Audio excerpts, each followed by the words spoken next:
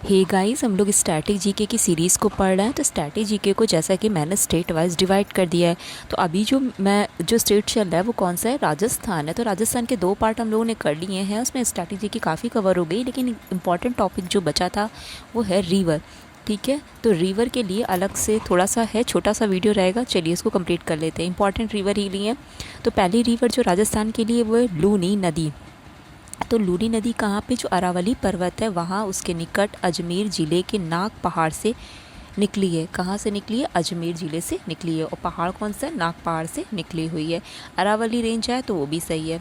उत्पन्न होकर दक्षिण पश्चिम क्षेत्र में नागौर, जो इसका ज़िला है, नागौर हो गया, पाली हो गया, जोधपुर हो गया, बाड़मेर हो गया, जालौर हो गया, यहाँ से होते हुए ये 330 किलोमीटर अपना राजस्थान में प्रवाहित होती है। उसके बाद गुजरात में कच्छ में गिर जाती है, रन ऑफ कच्छ में गिर जाती है जाके। तो इसका जो उद्गम है कहाँ पे है? अजमेर ज़िले में है, नाग पहाड़ से है।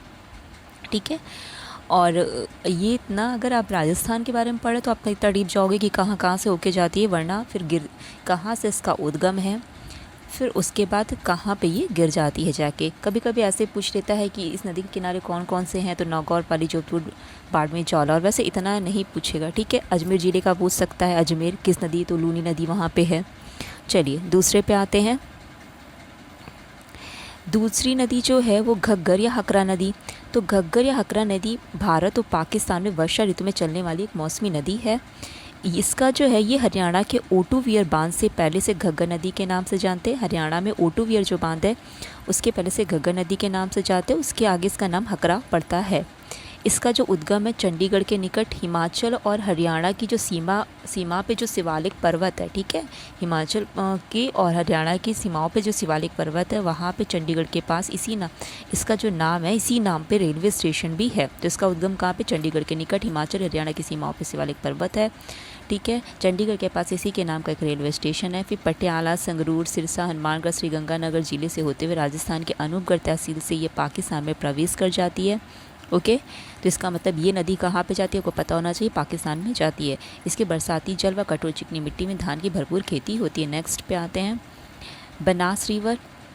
देखिए, बनास एकमात्र ऐसी नदी है जो संपूर्ण चक्र राजस्थान में ही पूरा करती है। देखिए ध्यान रखिएगा, अभी हम लोगों ने जो गुजरात का पढ़ा था तो उसमें वेस्ट बनास, वहाँ पे भी बनास की, लेकिन वो जो बनासी जो वहाँ पे बनास काट के तरफ से जाती है, यहाँ से उद्गम होता है, तो वो पश्चिमी बनास, उसको एक शाखा है, पश्चिमी बनास उसको नेम दे देते हैं।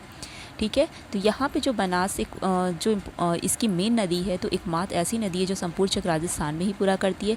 वन प्लस अर्थात बनास, इसका मतलब वन की आशा के रूप में जाने जाने वाली नदी राजसमंद जिले के अरावली पर्वत श्रेणी में कुंभलगढ़ के पास खामलीर की पहाड़ी से निकलती है।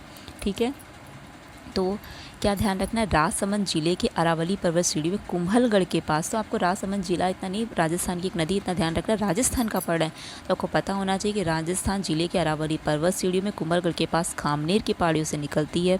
ये नाथ द्वारा, राजसमंद, भीलवाड़ा जिलों में बहती हुई टोंक, सवाई माधोपुर के पश्चात रामेश्वरम, सवाई माधोपुर के से चंबल में कहाँ पे मिल जाती।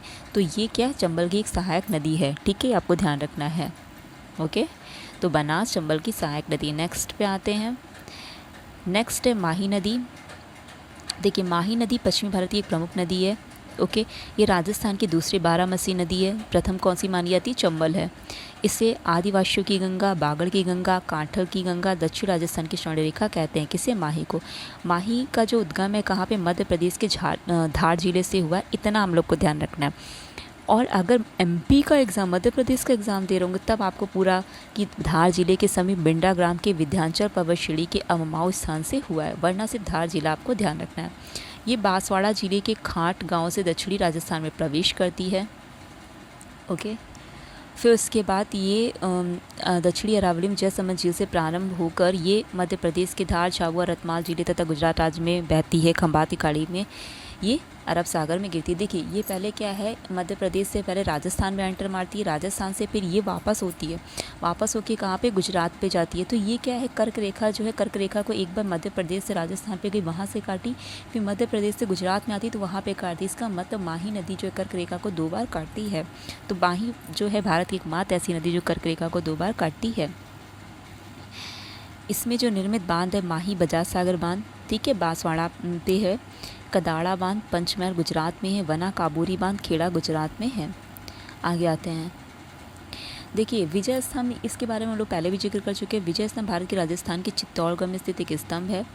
इसे मेवाड़ नरेश राणा कुंभा ने महमूद खिलजी के नेतृत्व वाली मालवा गुजरात की सेनाओं पर विजय के स्मारक के रूप में 1440 से 1448 के मध्य बनवाया था।